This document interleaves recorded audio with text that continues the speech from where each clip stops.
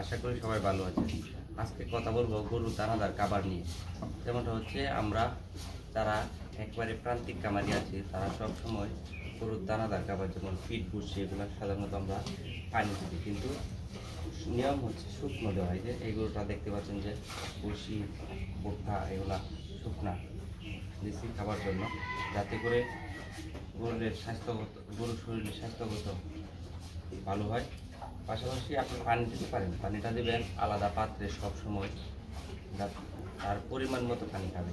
কিন্তু যখন আপনি দানাদার খাবারের সাথে পানি দেন তখন সেই পানিটা গরুর তুলনায় অনেক সময় অতিরিক্ত হয়ে যায়, যার কারণে তার দানাদার খাবারের লোভে সেই অতিরিক্ত পানিটা খেয়ে নেয়।